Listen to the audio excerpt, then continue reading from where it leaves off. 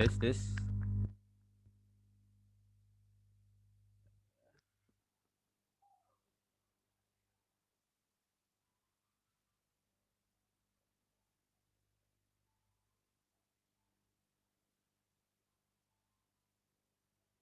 Berapa orang ini? Suara saya jelas ya, kedengeran ya? Siap, kedengeran Pak. Ya, sambil dengerin musik dulu ya. Siap. Oke. Siap. Bentar ya. Baru dikit ya. Oke, sambil menunggu, kita mulai aja kali ya. Nanti yang terlambat saya kasih rekamannya lah. Ya.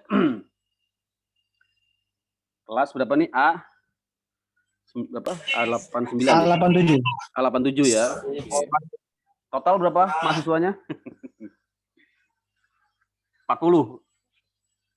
Siap, 58 Pak. Wah, 58, luar biasa ya. Apa-apa, sibuk-sibuk semua ya. Baik, teman-teman, kita mulai aja pertemuan kedua ya. Ilmu negara. Pertemuan kedua ya, bener ya? Kemarin baru pertemuan pertama ya. Kita masuk ke pertemuan kedua. Oke, terima kasih atas kehadirannya. Saya harapkan kita bisa berdiskusi, ya, bisa sharing tentang ilmu negara sampai dengan kira-kira jam 5 lah ya, jam 5 lewat lah, nanti kita lihat ya kesanggupannya sampai jam berapa. Baik, kemarin sudah kita bahas di pertemuan pertama, tentunya ya teman-teman kalau mau menyimak, dan ada YouTube-nya juga ya, ada channel YouTube-nya, teman-teman bisa lihat ya. Nanti kalau mau, nanti saya share deh ke Mbak Adel ya, ke Mbak Adel, nanti Mbak Adel bisa share ke teman-teman, jadi yang terlambat atau yang kebetulan tidak bisa ikut kuliah ya masih bisa menyimak ya. Nanti filenya juga saya share, file PowerPoint-nya ya, biar teman-teman bisa. Nanti ini akan sangat berguna sekali dalam pembelajaran ya, tentunya juga nanti UAS ya, insya Allah saya ambil dari slide ini. Kita langsung aja, kemarin sudah kita bahas ya, ilmu negara dari segi pengertiannya ya, kemudian dari segi sistematikanya ya. Kalau teman-teman perhatikan di pertemuan pertama ya, sudah kita bahas tentang apa itu definisi ilmu negara ya. Tentunya masih ingat lah gitu ya, dari namanya kan ilmu dan negara ya. Jadi dari situ kita bisa tergambar bahwa yang akan kita pelajari adalah mengenai objek negara ya, objek negara dalam bentuk ilmu ya. Bedanya apa?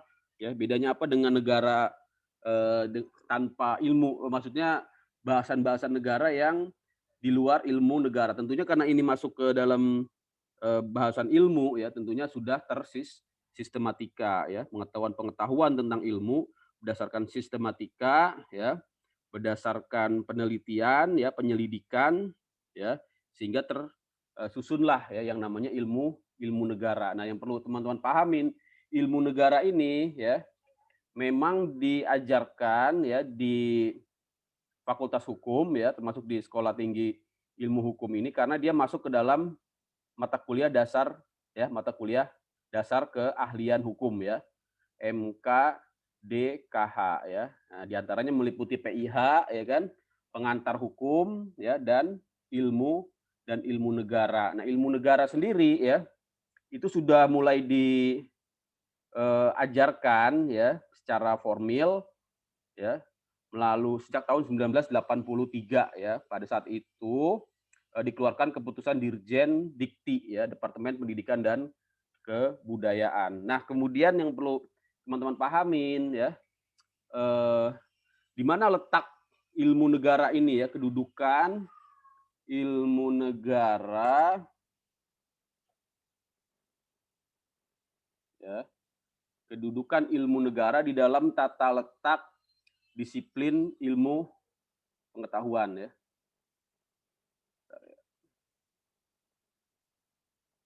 Ini saya gambar di sini ya. Saya gambar di sini. Nah, jadi kalau kita lihat ilmu pengetahuan gitu ya. Saya tulis ya. Ilmu pengetahuan ya. Ilmu pengetahuan ya atau sains lah gitu ya.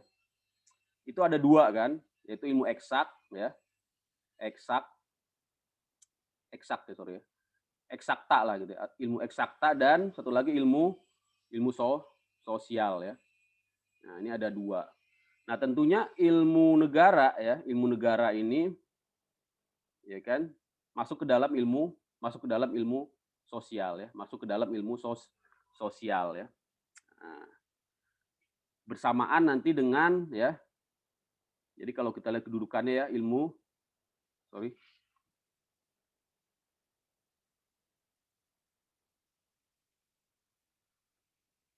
Kok hilang nih? Bentar ya, aduh. Kepencet nih.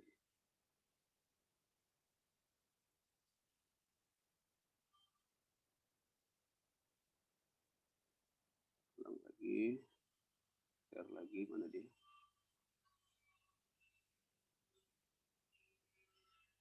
Ilmu negara ini ya. Nah, gini ya.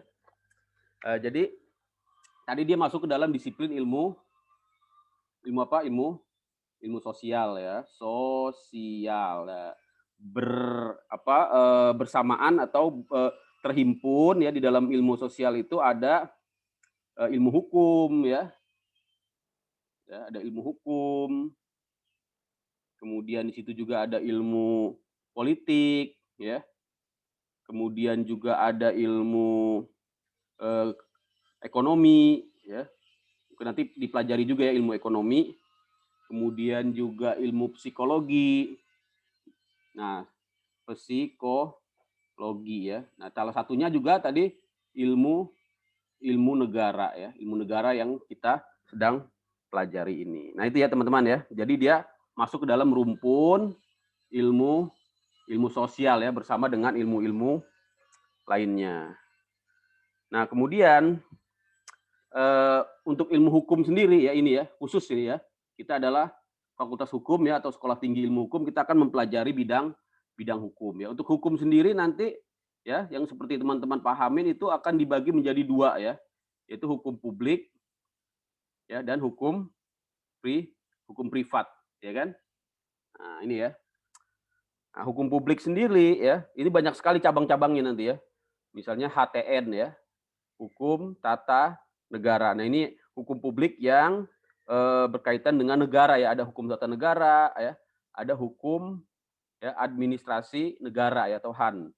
Kemudian juga nanti ada hukum agraria ya, hukum agraria.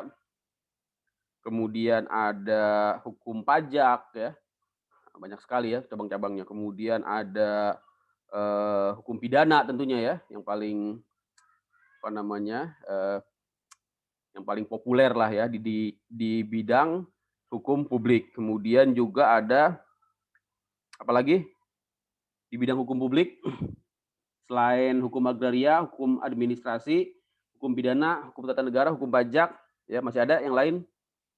Hukum, ada yang tahu? Hukum internasional ya. Nah, ini harus paham ya. Jadi yang dimaksud dengan hukum internasional ya di dalam mata kuliah hukum internasional di Fakultas Hukum itu yang dimaksud adalah hukum internasional publik ya, hukum internasional publik. Karena nanti ada ya satu mata kuliah khusus ya di bidang hukum perdata di bidang hukum privat yaitu hukum perdata internasional. Jadi masuk di sini ya. Hukum perdata internasional ya. Kemudian di dalam hukum privat tentunya hukum perdata ya. Hukum perdata yang sangat inti sekali ya, hukum perdata ya. Kemudian ini hukum dagang ya. Ini susah dilihat ya. Hukum dagang, kemudian juga masih di bidang hukum privat, hukum acaranya tentunya, hukum acara perdata. Nah, kira-kira itu ya teman-teman ya. Itulah lapangan ilmu negara. Jadi di sini ya, di dalam ya rumah besar ilmu sosial ya. Oke, next berikutnya. Nah, sekarang kita akan masuk ke pengertian ilmu negara. Bentar ya. Nah, kita akan masuk ke pengertian ilmu negara. Ini teman-teman. Yang pertama kali ya, yaitu pengertian ilmu negara, pengertian negara, sorry ya, pengertian negara ya dari seorang filsuf tentunya ini ya, filsuf Yunani yang sudah sangat kita kenal ya karena pemikirannya ya yang banyak dianut ya, teori-teori pemikiran ya, kemudian juga filsafat ya ilmunya ya, yaitu Aristoteles ya, Aristoteles.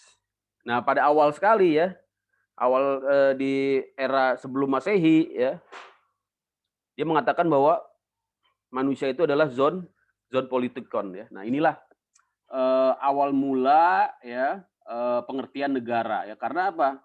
Karena manusia itu adalah makhluk sosial ya, zon politikon yang artinya senang bermasyarakat. Nah, sehingga nanti ya secara natural ya, secara alamiah ya, maka masyarakat yang teratur ini ya dan memiliki cita-cita yang sama ya, memiliki pertalian darah yang sama ya, kemudian juga memiliki keyakinan yang sama ya, kepercayaan yang sama juga sehingga menimbulkan rasa senasib sepenanggungan ya kan.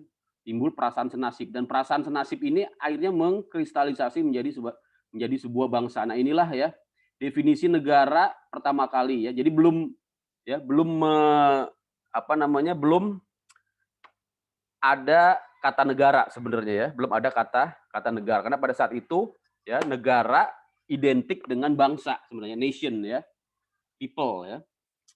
Nah, memang pada saat itu di zaman Aristoteles ya Yunani kuno belum secara eksplisit ya, secara istilah negara. Karena memang pada saat itu baru tercipta, baru ada bukan negara gitu ya, tapi semacam kotak-kotak ya, polis ya disebut dengan polis ya. Makanya nanti disebut dengan Politeia ya di dalam bukunya Aristoteles ataupun bukunya Plato. Nanti kita lihat ya. Nah, kemudian di dalam Hasanah Islam ya juga ini perlu kita ini saya edit sedikit ya, sorry. Ya, edit sedikit ini ada yang kurang pas. Ya. Jadi di dalam Hasanah Islam ya Ibnu Khaldun mengatakan ya bahwa masyarakat itu adalah satu kemestian bagi manusia ya sama ya dengan teorinya Aristoteles.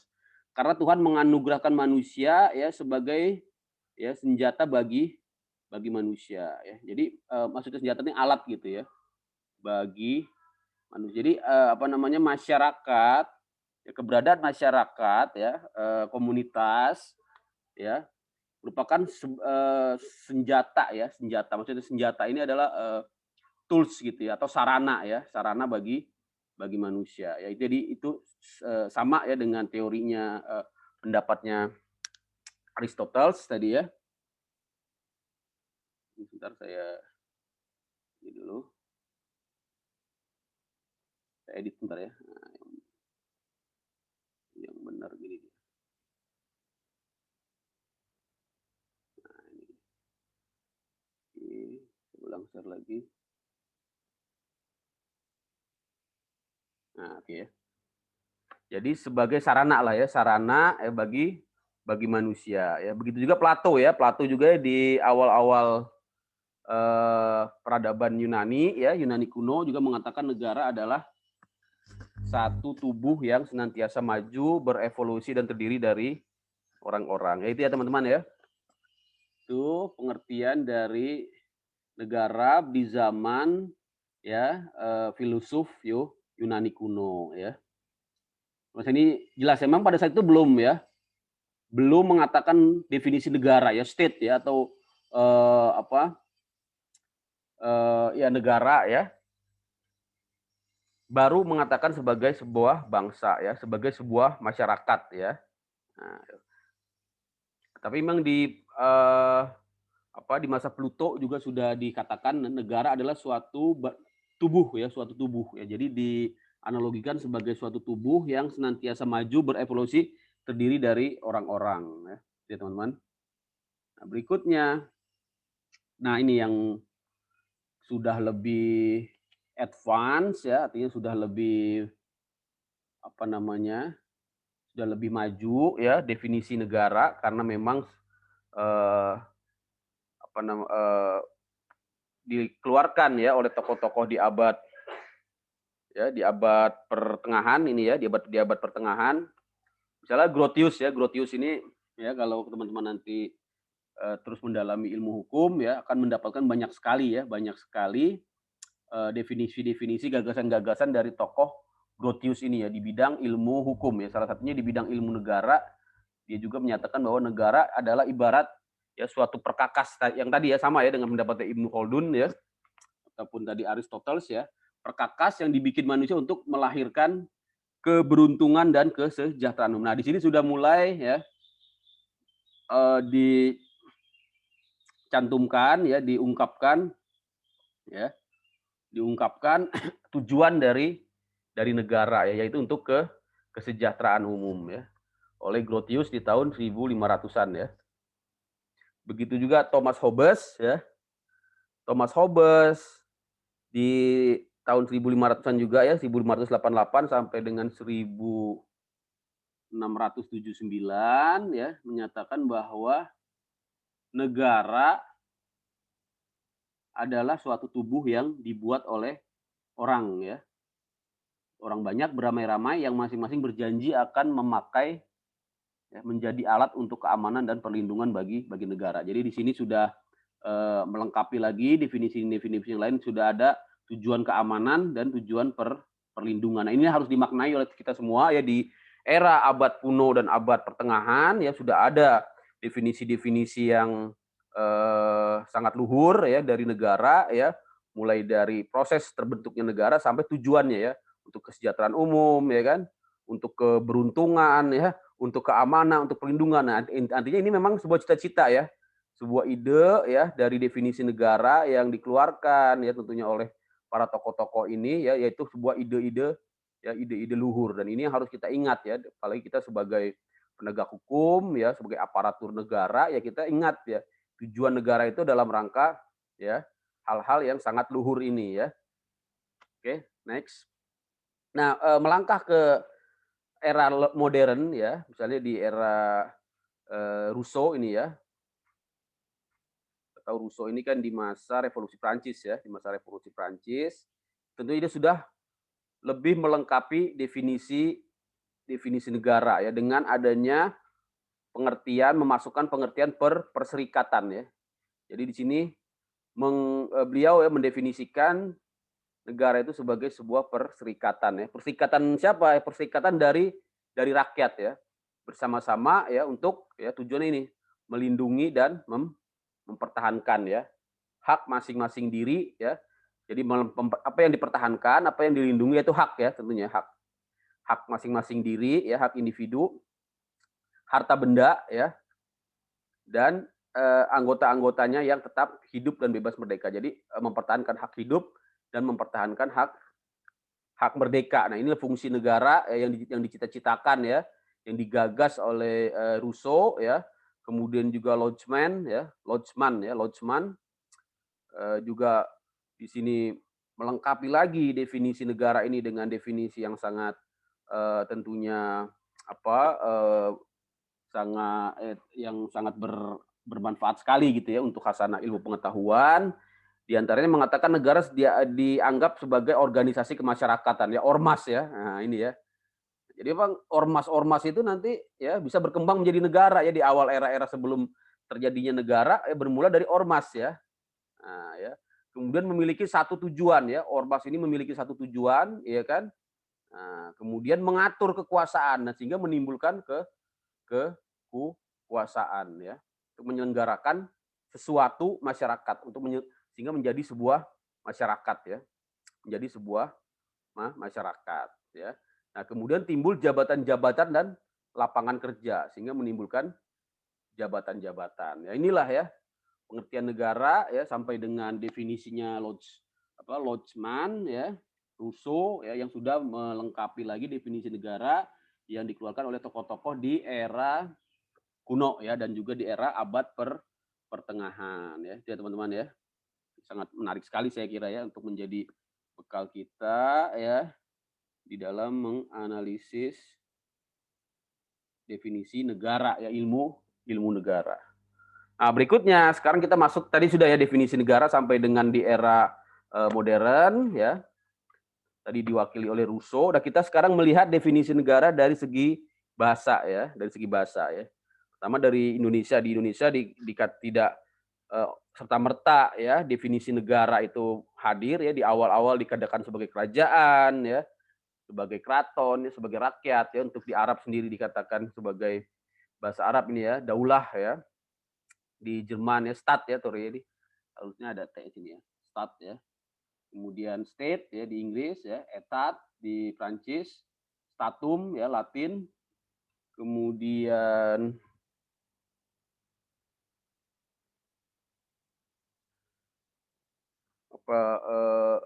Italia lo stato ya, khusus untuk Italia ini ya, definisi lo stato ini juga dicetuskan ya oleh Machiavelli ya, seorang pemikir Italia ya yang sangat masyhur sekali, yang sudah sama-sama kita kenal. Dia mengatakan bahwa semua negara dan bentuk-bentuk pemerintahan yang pernah ada dan yang sekarang menguasai manusia ya, seperti ya republik dan kerajaan ya. Ini adalah definisi di Italia ya yang disampaikan oleh Machiavelli.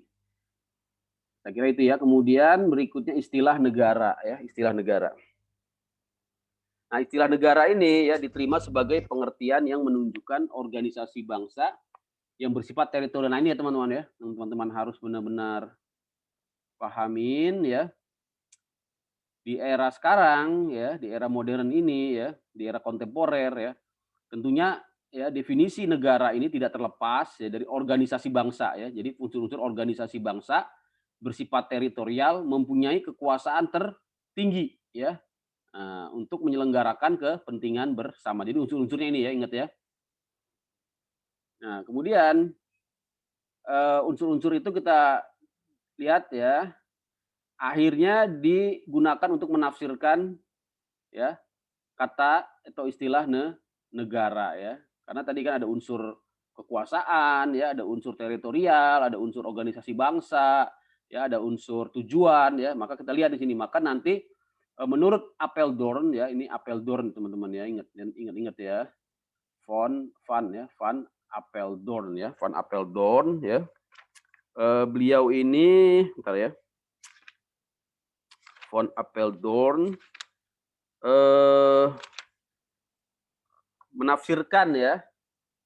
menafsirkan istilah negara itu dengan berbagai definisi ya, menafsirkan istilah negara dengan berbagai definisi ya. Di mana kita bisa mengetahuinya itu ya, kita bisa mengetahuinya di dalam bukunya ya, bukunya Van Apeldoorn ya. Di dalam buku PIH ya, pengantar ilmu hukum ya. Di dalam buku PIH ya, pengantar ilmu hukum ya. Tapi pengantar ilmu hukum di Belanda ya, di zaman Belanda dulu ya. Inleiding ya, tot the study ya, Van het Nederlands Recht ya, itu pengantar ilmu hukum Belanda ya. Jadi beliau ya Van Apeldoorn ya mendefinisikan negara itu ya dengan berbagai arti ya. Yang pertama adalah negara bisa dipahami ya, bisa diartikan sebagai penguasa ya, ingat ya teman-teman. Jadi memang ya dalam konteks tertentu kita bisa mendefinisikan, kita bisa menganalogikan ya, atau kita bisa menyamakan gitu ya, negara itu sebagai penguasa ya, yaitu orang-orang yang melakukan kekuasaan tertinggi atas suatu persekutuan rakyat ya, yang bertempat tinggal dalam suatu daerah. Ini menurut Van Apeldoorn dalam buku pengantar ilmu hukum Belanda ya, PIH Belanda ya. Nah, kemudian istilah negara ya, penafsiran istilah ini ya, maksudnya penafsiran istilah negara. Penafsiran istilah negara yang kedua adalah sebagai persekutuan rakyat ya. Nah, ini ya, persekutuan rakyat ini tentunya sudah memotret istilah negara dalam pengertian yang lebih luas lagi ya, tidak hanya sebagai pengusaha, tapi juga persekutuan rakyat. Apa yang dimaksud dengan persekutuan rakyat? Yaitu bangsa yang hidup ya dalam suatu daerah di bawah kekuasaan yang tertinggi. Jadi bangsanya di sini yang dipotret adalah bangsanya yang hidup ya dalam suatu daerah kekuasaan ya menurut kaidah-kaidah hukum yang sama ya. Berikutnya ya negara juga ya diartikan ya ditafsirkan ya sebagai pemerintah ya government ya. Kemarin kita udah lihat ya putusan apa namanya suatu kasus gitu ya. Apa namanya sebuah pertanyaan besar apakah hubungan antara pemerintah dengan negara ya. Pemerintah ini bagian dari negara ya. Bahkan di apa bukunya siapa tuh kemarin? Chesney ya, sebentar ya. Itu mengatakan bahwa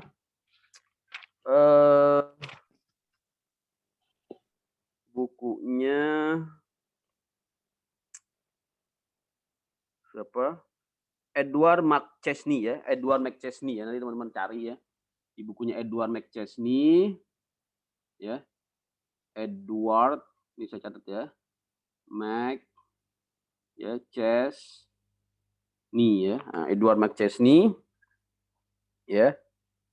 Dalam bukunya Political Institution ya, a preface ya, bukunya apa? Political Institution, a preface menulis bahwa ya today the state is territorial society. Ya, kalau menurut beliau ini ya territorial ya territorial society. Ini negara ya, state ya. Nah, ini menurut beliau. Nah, kalau government itu ya, kalau ini state ya. Kalau government ya, ini pemerintah ya.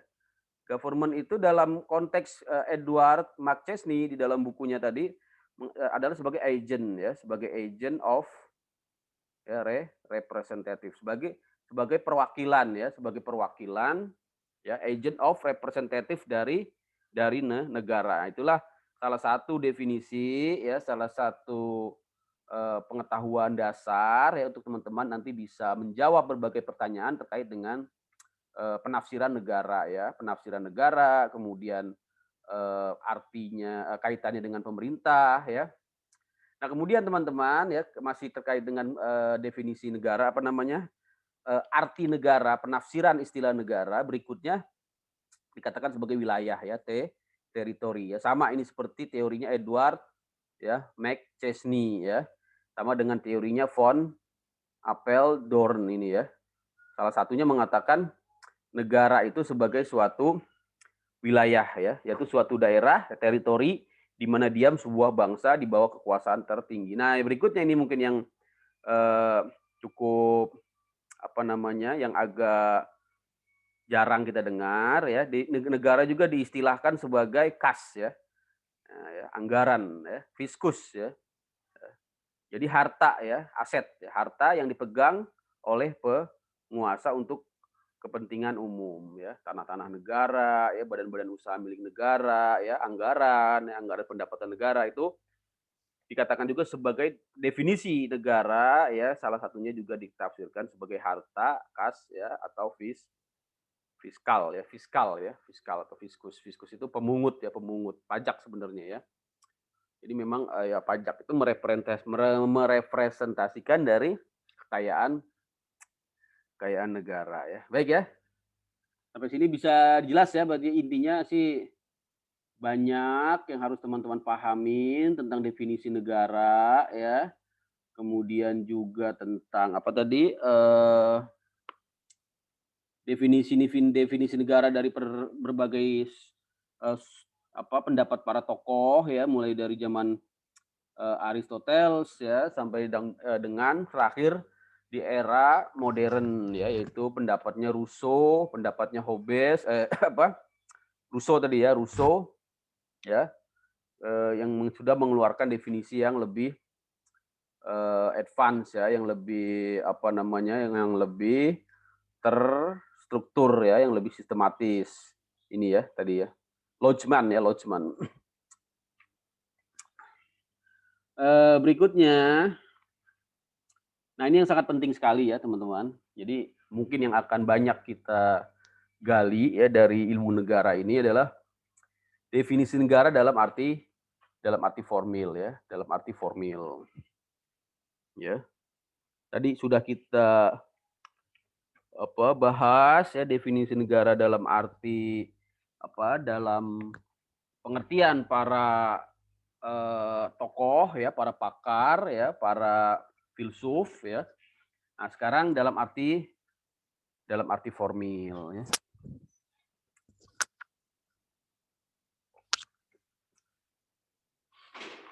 Nah, dalam arti formil ya, maksudnya apa? Maksudnya negara ditinjau dari aspek kekuasaannya ya. Ditinjau dari aspek kekuasaan, dari aspek kekuasaan sebagai sebuah organisasi kekuasaan dengan suatu pemerintahan pusat ya. Nah, kemudian pemerintah, nah tadi ya seperti teorinya McChesney tadi adalah penjelmaan dari aspek formil negara ya. Kalau tadi dikatakan sebagai agent of representative ya, representatif. Nah di sini ya di dalam kuliah kita ini ya dalam arti formil ya yang dimaksud dengan negara adalah justru pemerintah. Pemerintah adalah negara dalam pengertian formil ya. Tentunya berbeda dengan pengertian negara dalam pengertian yang lebih material ya. Tadi bisa dikatakan sebagai masyarakat, ya rakyat, ya organisasi. Di dalam pengertian formil ya, yang dimaksud adalah pemerintah. Nah, karakteristik negara formil ya. Jadi karakteristik negara formil ya adalah wewenang ya.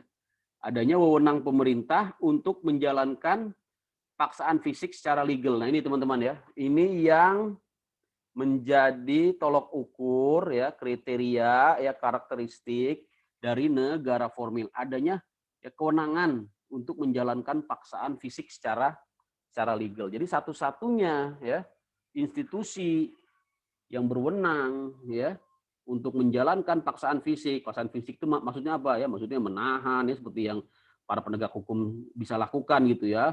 Menahan ya, memaksa orang untuk membayar pajak ya, kaitannya dengan pajak ya, menghukum ya kaitannya dengan hukum pidana ya kan.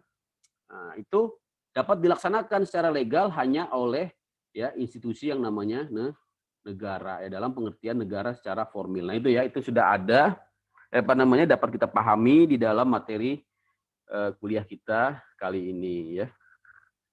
Kalau ada yang mau bertanya silakan ya, bisa lewat forum chat juga nggak apa-apa ya biar bisa efektif.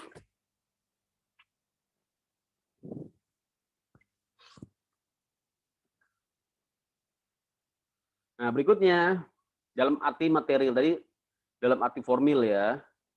Nah, kalau dalam arti material, teman-teman, yang perlu dipahami di sini memang pengertian negara itu tidak hanya sebatas pemerintah ya yang merupakan agent of representative atau perwujudan formil dari suatu negara, tapi dalam pengertian material negara di sini adalah suatu persekutuan hidup ya atau suatu organisasi, asosiasi ya, organisasi masyarakat ya, persekutuan hidup ya sebagai persekutuan hidup. Staatsgemeinschaft ya, persekutuan hidup. Nah, ini yang sangat penting sekali teman-teman dalam aspek legalnya ya, teman-teman harus catat ini ya dan pahamin, hafalkan yaitu konvensi ini ya, Montevideo ya tahun 1933 ya. Montevideo itu di mana di Uruguay ya. Jadi sudah ada sebuah konvensi internasional yang sangat awal sekali ya di tahun 1933 ya. Ya. Di sini konvensi ini ya sangat penting sekali. Mengapa? Karena di dalamnya salah satunya ya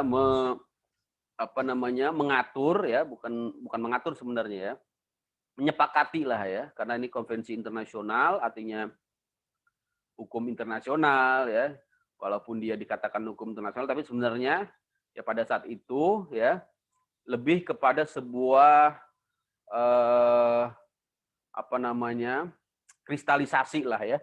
Kristalisasi dari kebiasaan ya internasional ya, customary law internasional ya, menjadi sebuah hukum atau perjanjian atau konvensi ya, tertulis dalam bentuk konvensi Montevideo ya, yang diadakan di Uruguay di tahun 1933. Nah, di sini teman-teman harus catat ya. Ini insya Allah nanti keluar ya di UAS ya. Ada 1, 2, 3, 4 ya, 5 ya. 5 unsur ya.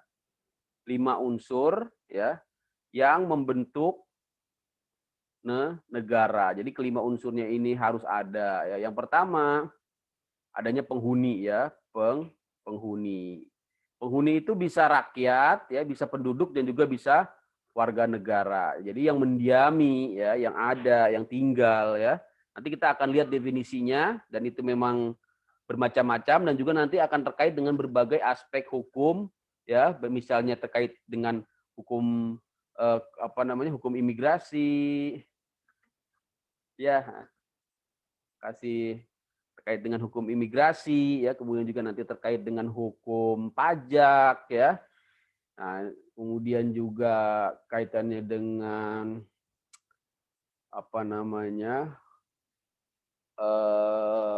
ya hukum itulah minimal ya, imigrasi, pajaknya nanti kita akan lihat satu-satu ya.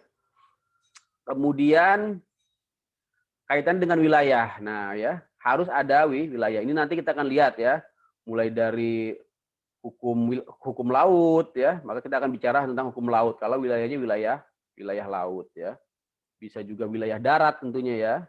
Bisa juga wilayah darat ya, atau wilayah udara ya, space law. Maka ini akan kaitan dengan space law ya, atau hukum tanah ya. Hukum tanah itu agraria ya, hukum agraria ya, disebut juga hukum agraria, agrarian law ya. Hukum tanah ya. Kemudian nanti juga harus ada kekuasaan tertinggi ya. Harus ada kekuasaan tertinggi atau disebut juga sebagai kedaulatan ya, kedaulatan ya, atau bahasa Inggrisnya sovereignty ya. Ini nanti juga akan kita bahas satu-satu. Nah, saya ingin teman-teman benar-benar ya memahami, mendalami ya kelima unsur negara yang ada di dalam Konvensi Montevideo Uruguay tahun 1933. Ya itu teman-teman ya. Udah banyak nih ya, dan 16 orang ya, alhamdulillah ya. Simak semua ya, insya Allah ya. Nah, berikutnya teman-teman, unsur yang keberapa? Unsur yang keempat ya, yaitu sanggup apa? Sanggup berhubungan dengan negara lain ya. Jadi harus memiliki kemampuan berhubungan ya, atau kemampuan berdiplomasi ya. Diplomasi ya, atau politik ya, melakukan hubungan diplomasi, hubungan politik ya, hubungan dagang, macam-macam ya. Intinya bisa berhubungan dengan negara lain. Nah, yang unsur yang keempat ini sebenarnya ada unsur yang wajib ya. Unsur yang wajib atau disebut juga sebagai unsur konstitutif ya, artinya yang unsur yang sangat penting sekali ya, yang benar-benar harus ada, konstitutif ya. Nah, unsur yang kelima adanya pengakuan. Ini teman-teman ya. Nah, unsur kelima ini dikatakan sebagai unsur deklaratif ya, dikatakan sebagai unsur deklaratif ya, karena dia itu tambahan saja ya dari keempat unsur yang memang harus ada ya. Apabila keempat unsur ini ada, otomatis nanti ada unsur pengakuan ya. Unsur pengakuan ini ya disebut juga sebagai unsur deklaratif. Ya itu ya teman-teman ya. Untuk Konvensi Montevideo tahun 1933 ya, yang merupakan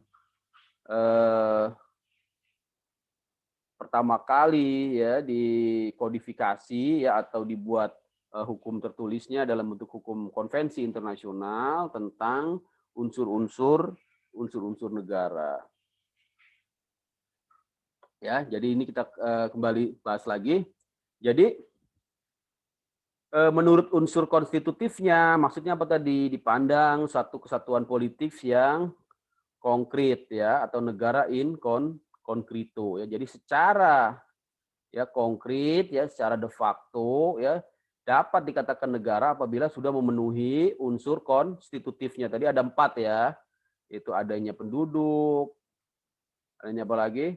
Adanya wilayah ya. Yang ketiga adanya apa? Adanya apa tadi, kedaulatan ya. Adanya kedaulatan atau kekuasaan ya, dan keempat tadi adanya hubungan ya. Nah, adanya hubungan dengan ya, dengan negara lain ya. Ini ada 4 unsur ya yang disebut unsur konstitutif, yaitu memandang suatu negara itu sebagai satu kesatuan politis yang konkret ya. Nah, sedangkan konsep ilmu politik, negara dalam konsep ilmu politik telah terwujud apabila unsur penghuni, wilayah, dan pemerintah telah terpenuhi. Nah, ini dalam konteks ilmu politik ya. Jadi kita lihat juga konteksnya ya, tadi dalam konteks unsur konstitutif ya, yang harus teman-teman ingat ya, yang atau disebut juga negara in concreto. Tapi dalam konsep ilmu politik ya, maka negara itu cukup minimal ada 3 ya, ada penghuninya ya, ada wilayahnya, dan ada pemerintahan. Nah, sekarang kita akan bahas satu-satu ya teman-teman ya. Mungkin nanti kita akan akhiri sampai dengan pembahasan unsur-unsur negara, tapi ini cukup panjang sebenarnya dan menarik. Yang pertama ya, kita akan bahas kaitannya dengan penduduk ya. Kaitannya dengan penduduk atau penghuni ya. Penduduk atau penghuni. Nah, definisi yang pertama, definisi penduduk dulu ya. Jadi penduduk itu adalah orang ya. Orang yang pada suatu waktu mendiami wilayah negara ya, disebut juga sebagai rakyat ya. Kemudian rakyat diartikan sebagai kumpulan manusia yang memiliki persatuan ya, yang dipersatukan oleh satu persamaan ya, dan bersama-sama berada di dalam suatu wilayah. Nah, ditinjau dari segi hukum, rakyat merupakan warga negara ya. Jadi rakyat ini secara hukum ya diistilahkan sebagai warga negara ya. Nah, ini ya. Jadi definisi ini yang harus kita pahamin ya, karena ini nanti ada kaitannya nanti ya dengan hak asasi manusia ya, dengan kaitannya nanti ya dengan hukum keimigrasian ya. Bahkan nanti ada kaitannya dengan hukum pajak, karena salah satu definisi hukum subjek pajak ya adalah ya presiden ya. Presiden yaitu orang yang lahir ya di Indonesia atau berdomisili ya di Indonesia ya, di negara Republik Indonesia. Maka ini dia menjadi subjek pajak ya. Nah, nanti ada di hukum pajak ya. Kebetulan saya ngajar hukum pajak juga ya. Jadi tahu. Nah, jadi itu ya teman-teman ya. Jadi ditinjau dari definisi penduduk ya. Kemudian juga definisi rakyat ya. Kemudian terakhir ditinjau dari segi hukum ya, rakyat ini merupakan warga negara. Silakan ya kalau ada yang bertanya, mungkin ada sesuatu yang ingin didiskusikan ya. Nah, berikutnya yang lebih spesifik lagi kita akan bahas tentang warga negara ya. Jadi tadi definisi penduduk ya di dalam istilah hukum ya, di dalam kajian hukum ya, secara legal dikatakan sebagai warga negara ya, citizen ya, adalah seluruh individu yang mempunyai ikatan hukum. Jadi di sini sudah ada ikatan hukum ya dengan negara ya. Nah, sedangkan penduduk ya itu bisa ya, penduduk atau orang yang tinggal di sebuah negara itu bisa terdiri dari warga negara atau non warga negara, atau kita sebut sebagai orang asing ya. Ini harus teman-teman pahami. Memang ini tidak selalu ya, maksudnya bukan kalau orang asing ini ya, secara hukum yang dimaksud dengan orang asing sebenarnya orang penduduk yang bukan warga negara. Bisa saja dia misalnya di Indonesia gitu ya. Oh, dia berkebangsaan Indonesia ya, artinya bapak ibunya orang Indonesia ya. Tapi kok dia di mata hukum sebagai orang orang asing. Ya misalnya ya karena walaupun rasnya gitu ya, sukunya, bangsanya bangsa Indonesia ya, misalnya dia sudah berkeluarga negaraan selain Indonesia ya. Misalnya siapa ya? Misalnya kita kenal, taruhlah misalnya pemain sepak bola itu ya.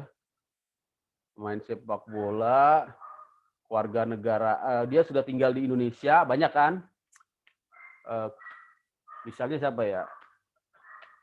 Raja Nainggolan ya. Kalau Raja Nainggolan bukan tinggal di Indonesia ya, dia tinggal di luar ya. Tapi memang kebetulan darahnya darah Indonesia ya. Ada juga yang dia itu asli Indonesia gitu ya, orang asli Indonesia, tapi dia berkewarganegaraan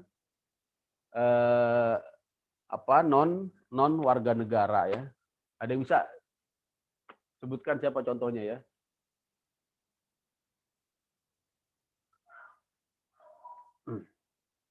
Kemudian warga negara itu dibagi dua lagi ya. Jadi di dalam kelompok warga negara ini ya secara hukum ya dibagi dua lagi, yaitu yang asli ya atau pribumi lah gitu ya, dan yang keturunan ya. Nah, ya. Atau pribumi. Ya. Ini yang penting ya teman-teman ya. Jadi kita secara hukum ya bisa membagi, mendefinisikan, mengklasifikasikan penduduk ya ke dalam dua kelompok, yaitu warga negara dan orang asing ya. Di dalam kelompok warga negara juga dibagi lagi menjadi dua, yaitu warga negara asli ya atau pribumi dan warga negara keturunan atau asing ya.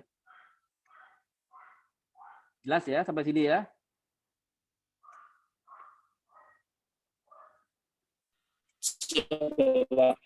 Alhamdulillah. Masih ada suara itu. Nah, lanjut ya. Siapa, Pak?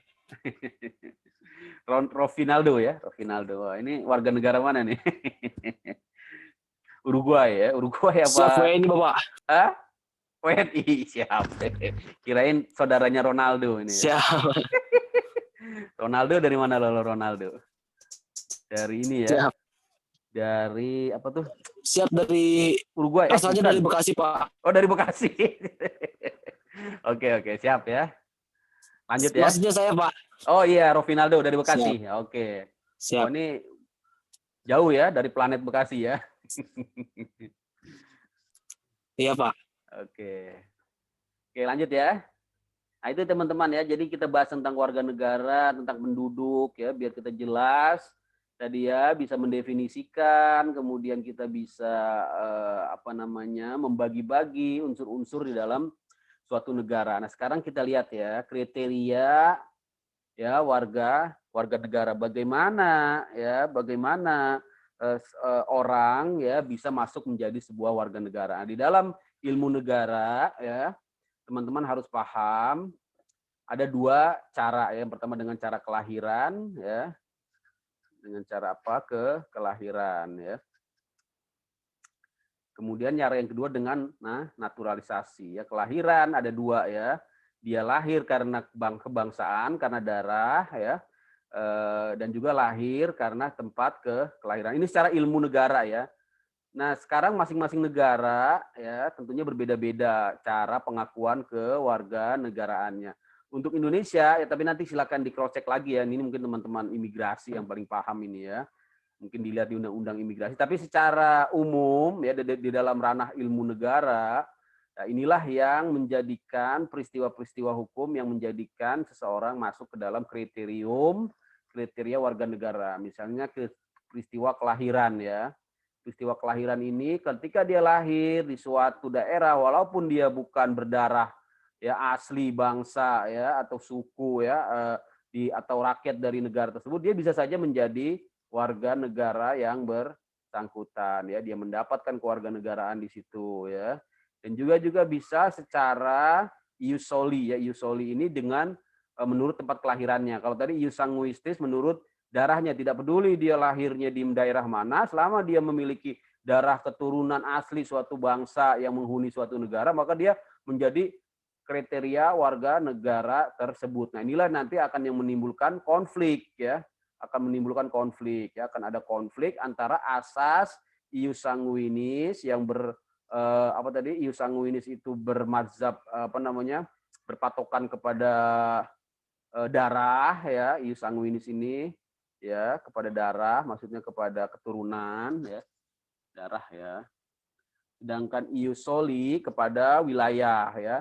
Nah, akibatnya apa? Akibatnya nanti ketika ya ada dua negara yang mengakui satu orang ya dengan dua mazhab, dengan dua mekanisme cara pengambilan kewarganegaraan ya. Misalnya ya ada orang lahir di mana ya misalnya ya. Kalau di Australia gitu ya, di Australia dia itu lahir di sana. Saya tidak tahu ya hukum Australia, tapi sepengetahuan saya ada beberapa negara yang dia lahir saja di sana, ya dia sudah bisa mendapatkan kewarganegaraan di sana. Tapi di negara lain gitu ya, selama dia darahnya, maksudnya keturunan dari bangsa di suatu negara itu, maka dia juga menjadi warga negara yang bersangkutan. Akibatnya akan timbul yang namanya dual nationality ya, atau multiple nationality ya, atau bipartit ya. Nah, ini akan menimbulkan konflik ya, konflik kewarganegaraan ini nanti kalau yang paling terasa ketika yang bersangkutan sudah dewasa, kemudian memiliki harta ya, begitu harta warisan, dan ini nanti kaitannya dengan kepemilikan. Kepemilikan ini ya biasanya itu nanti kaitannya dengan pajak ya, kaitannya dengan pajak ya, karena harta itu ya kan salah satu sumber pemajakan gitu ya, ketika harta itu kemudian menjadi sumber penghasilan ya, penghasilan akan dipajaki. Dan kalau ada seorang memiliki harta dan dia memiliki dua kewarganegaraan, nah kemungkinan besar dia nanti bisa ya terjerat ya kasus terjerat situasi dual taxation atau double taxation ya. Nah, ini ya teman-teman yang mungkin teman-teman perlu catat. Nah, kemudian ada yang namanya upaya hukum naturalisasi, yaitu bagaimana seorang yang memperoleh kewarganegaraan dari suatu negara tertentu, misalnya dengan cara perkawinan atau dengan cara permohonan. Ini kita lihat banyak lah contohnya ya. Naturalisasi. Berikutnya penghuni. Tadi kan warga negara ya, penghuni. Untuk penghuni yang berdiam di suatu negara itu ada dua, yaitu residen atau penduduk dan bukan penduduk ya. Untuk penduduk ya yang ada di suatu negara tadi ada dua ya, warga negara dan orang asing ya. Nah, tadi itu ya, karena terdapat perbedaan dasar dalam menentukan kewarganegaraan dapat menyebabkan ya terjadinya kewarganegaraan rangkap ya, atau bahkan tidak memiliki kewarganegaraan. Nah, ini yang tidak boleh ya, karena kalau orang tidak memiliki kewarganegaraan maka orang tersebut ya atau stateless ya, nah, dia tidak memiliki perlindungan hukum ya, dia juga tidak memiliki perlindungan hukum, dia tidak bisa memperoleh ya kan hak-hak dasarnya sebagai warga negara, dan tentunya ini yang tidak boleh terjadi ya, dan ini melanggar tentunya melanggar ya hak asasi manusia ya, karena tadi ya negara itu kan harus ya memberikan jaminan kepada rakyat penduduk di dalam wilayahnya ya kan, karena tujuan bernegara itu ya untuk mencapai ya tujuan-tujuan yang luhur tadi ya. Bagaimana kemudian kalau sebuah negara tidak memberikan kewarganegaraan sehingga sekelompok rakyat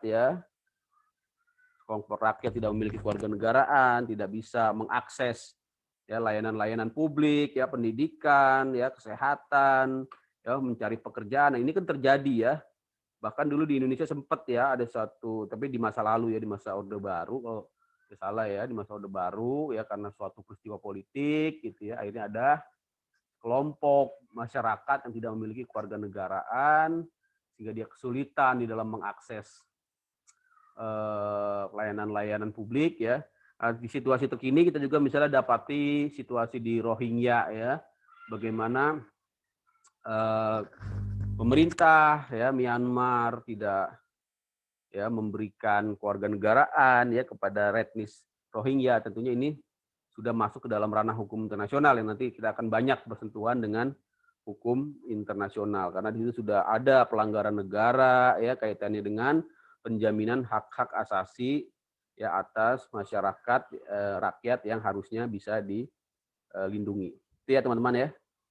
Ini memang luas sekali. Nah, ini yang sangat penting sekali ya teman-teman ya, kaitannya dengan wilayah, terutama ini buat teman-teman penegak hukum ya. Mengapa ini sangat penting sekali wilayah? Karena di sini ada batas-batas yurisdiksi ya. Nah, ini yang harus teman-teman pahamin istilah yurisdiksi ya,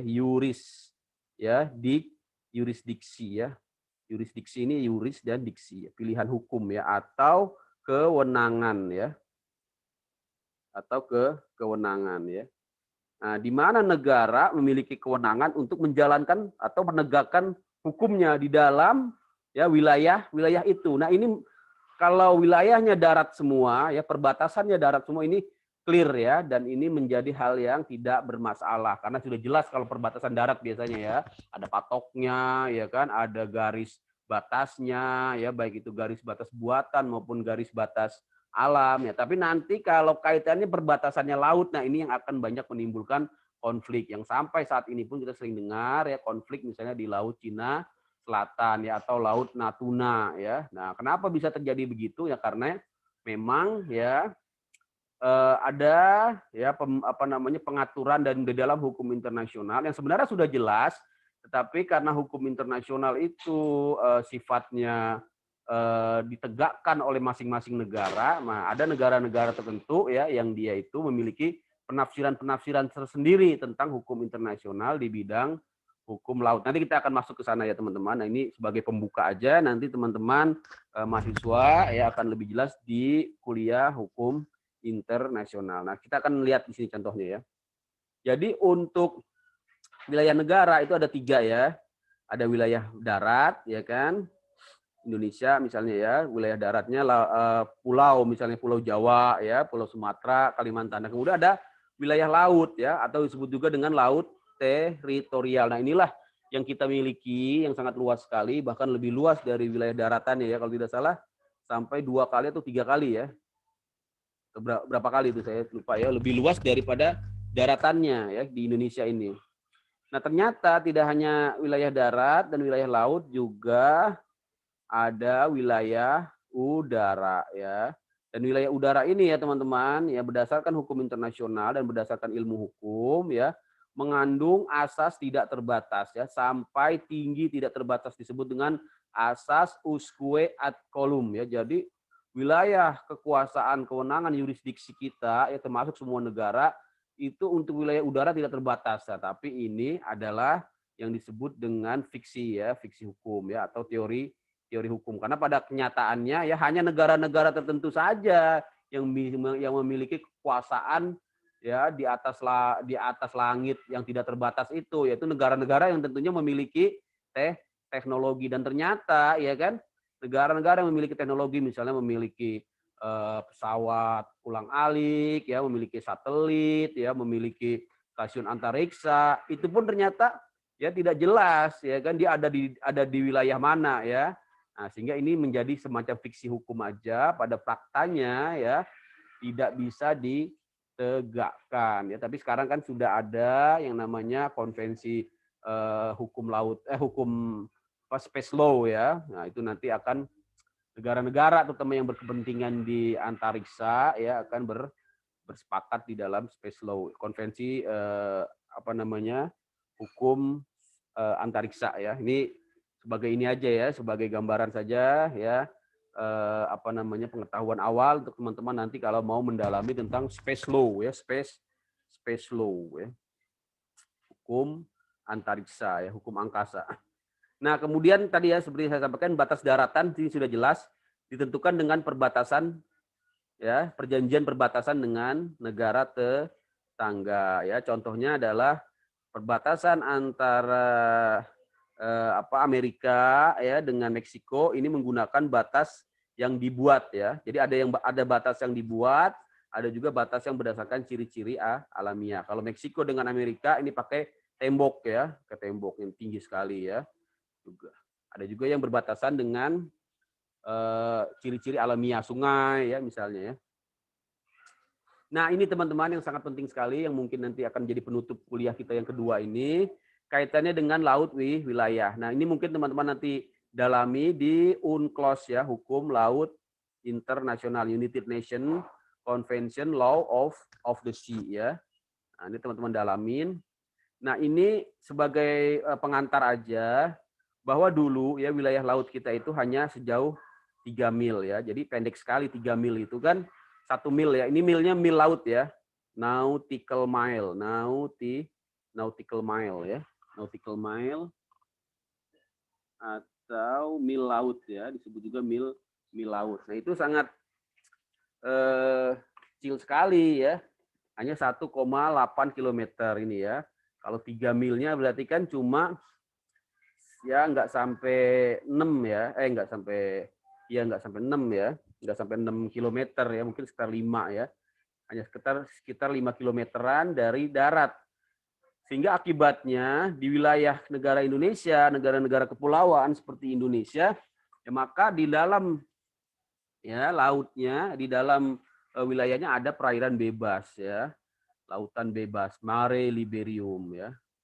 Nah, ini akan merugikan ya, merugikan kedaulatan, merugikan keamanan dan kepentingan negara-negara kepulauan. Maka kemudian berdasarkan UNCLOS ya tahun 1982 ya. UNCLOS ya tahun 1982.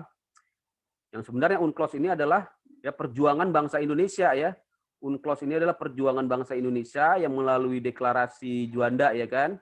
Kalau teman-teman masih ingat deklarasi Juanda ya oleh seorang Perdana Menteri Indonesia pada saat itu, kalau tidak salah tahun 1957 ya. Jadi jauh sebelum UNCLOS ini sebenarnya ini hasil dari perjuangan deklarasi Juanda, yaitu sebuah aksi unilateral Indonesia yang memproklamirkan, yang mendeklarasikan laut wilayah itu 12 mil dari pantai terluar ya. Jadi wilayah di dalam pulau-pulau terluar itu adalah masuk dalam wilayah laut teritorial, sehingga mengakibatkan perluasan wilayah negara-negara kepulauan yang sangat signifikan ya. Nah, kemudian diadopsi ya tentunya melalui perjuangan yang sangat panjang ya dari tahun 57 ke tahun 80-an ini ya, sekitar 30 tahunan ya, diakui secara internasional ya, diadopsi oleh ya sebagian besar ya negara di dunia. Itu ya teman-teman. Jadi sekarang 12 mil dari garis pantai terluar. Nah, ini contohnya ya teman-teman ya. Misalnya ini Pulau A dan Pulau B ya. Ini satu negara ya, ini negara Indonesia ya. Jadi raut teritorialnya ya ini ya. Nah, kalau ini awalnya seperti ini ya, awalnya seperti ini. Tapi kalau ini nanti dia menggunakan UNCLOS ya, ya, maka diambil dari pulau-pulau terluar ya. Jadi maksudnya 12 milnya sampai dari sini ya. 12 mil ya keluar, juga 12 mil terluar ya. Sedangkan wilayah di dalamnya ini masuk ke dalam wilayah laut wilayah. Itu sudah itu berdasarkan UNCLOS ya. Nah, itu kira-kira mengenai laut ya teman-teman. Nah, yang ingin saya sampaikan lagi ya di bidang laut ini yang perlu teman-teman pahamin, nanti ada zona-zona yang lebih luas lagi di luar wilayah 12 mil ya. Di luar wilayah 12 mil ya. Ada yang namanya wilayah 24 mil ya. Wilayah 24 mil ini sesuai dengan UNCLOS disebut sebagai zona tambahan ya. Zona tambahan ya, atau contiguous zone ya.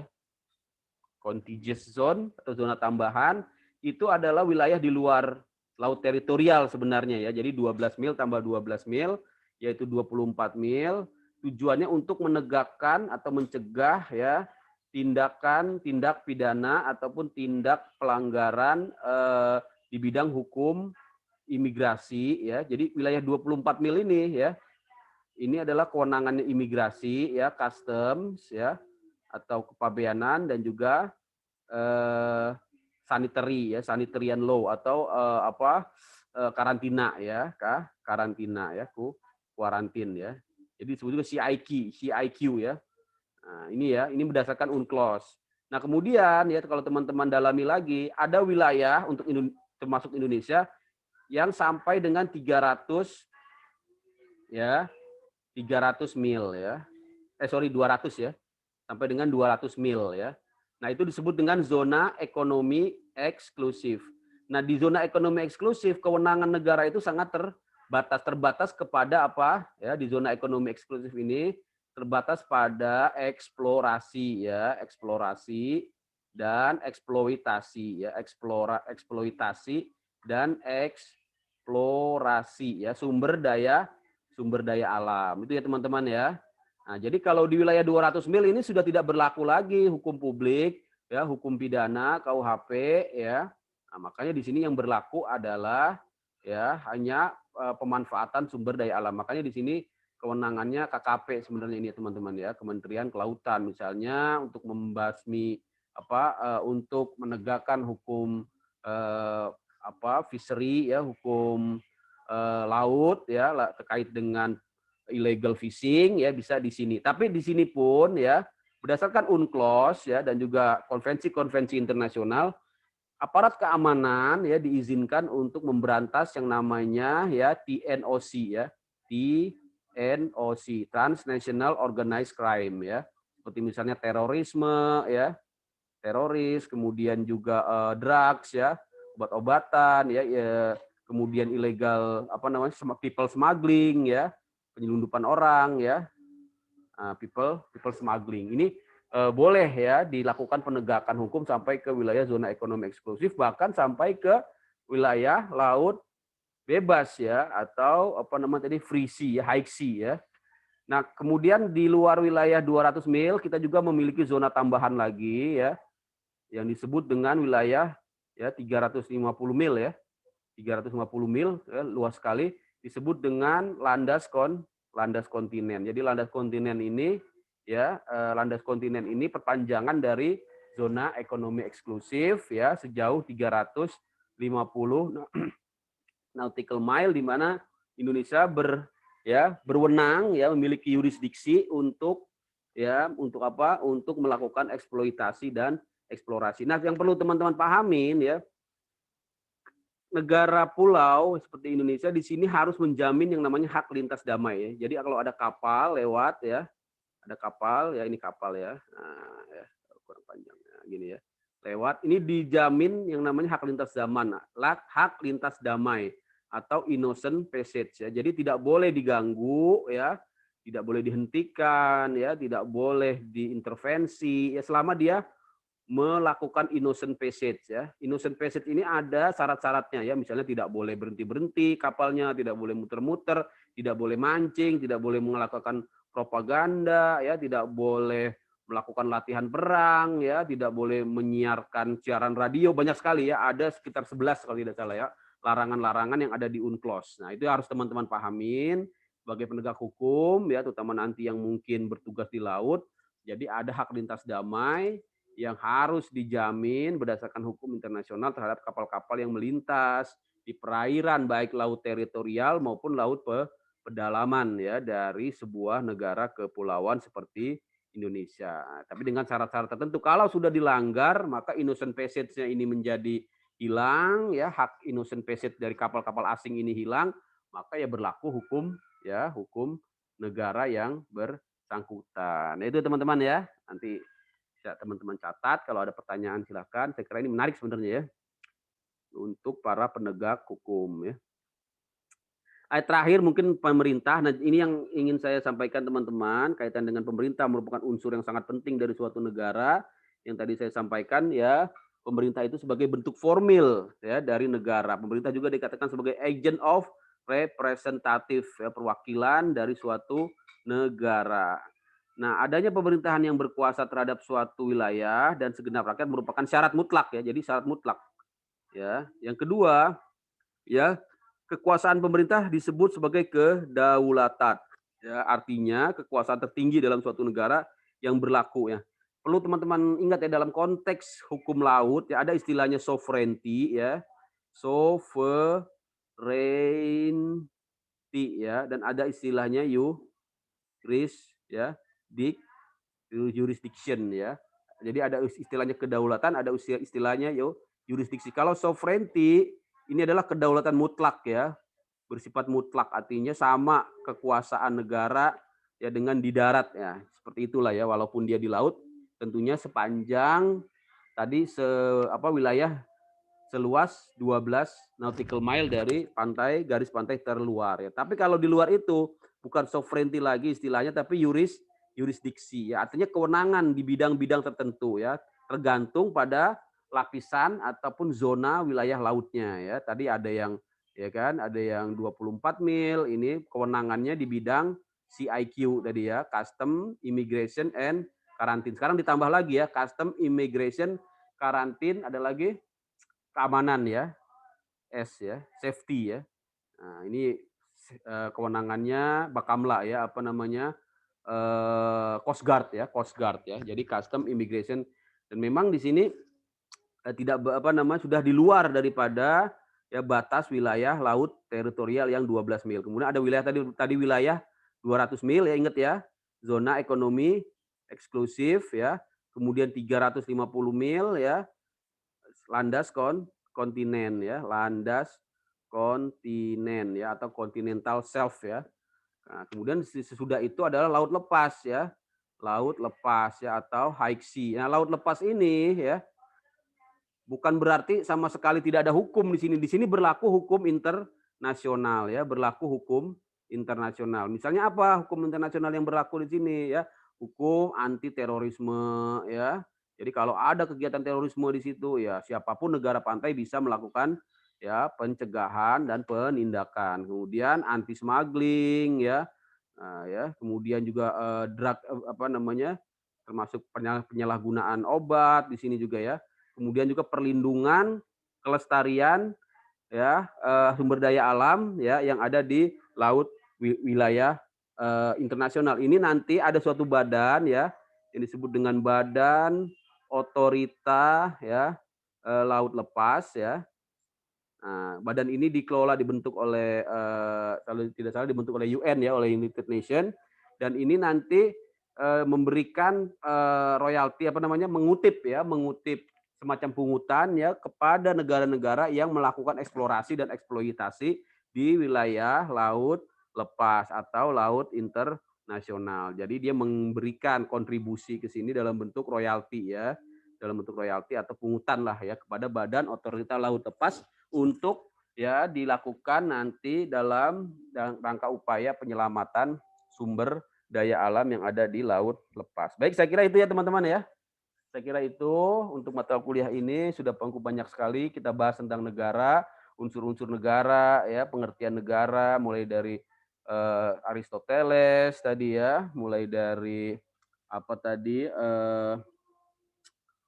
pengertiannya para ahli ya, kemudian penafsiran negara menurut Apeldoorn ya, istilah negara, sampai terakhir tadi istilah negara dalam pengertian formil, dan juga unsur-unsur negara berdasarkan Konvensi Montevideo Uruguay tahun 1933, dan sudah kita bahas satu persatu unsur-unsurnya ya, unsur penduduk, unsur wilayah, dan terakhir unsur pemerintahan. Baik, saya kira itu ya.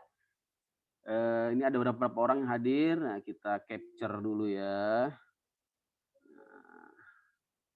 Kita capture dulu teman-teman sebentar ya. Yang hadir ini harus kita hargai ya.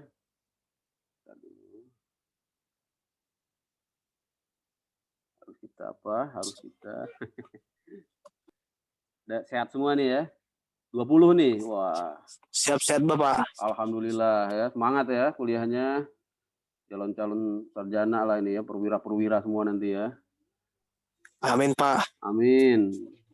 Amin. Karena kan kalau untuk jadi penyidik ya harus S1 ya. Oh, enggak bisa juga ya. Kalau nggak salah ya.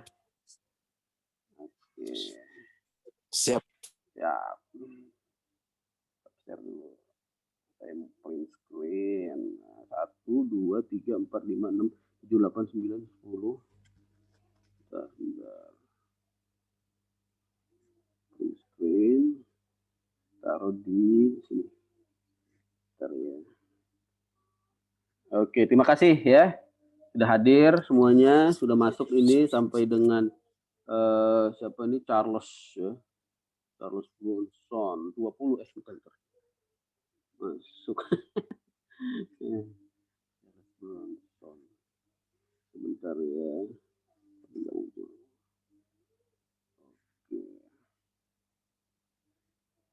Baik. Terima kasih. Silakan teman-teman yang mau live ya. Ini sudah saya catat semua yang hadir. Insya Allah nanti yang hadir-hadir ini nilainya bagus semua lah ya. Amin Pak. Ya, amin ya. Terima kasih ya. Terima kasih. Siap, terima kasih, Bapak. kuliahnya, ya. Kita ketemu lagi minggu depan dalam pertemuan ilmu negara yang ketiga ya. Semoga sehat semuanya ya. Semangat kuliahnya. Terima kasih. Assalamualaikum warahmatullahi wabarakatuh. Selamat sore semuanya. Ya. Waalaikumsalam Pak. Selamat sore Pak. Sore. Selamat sore Bapak. Ya, Terima kasih Pak. terima kasih. Terima kasih Pak. Sama. Terima kasih Pak.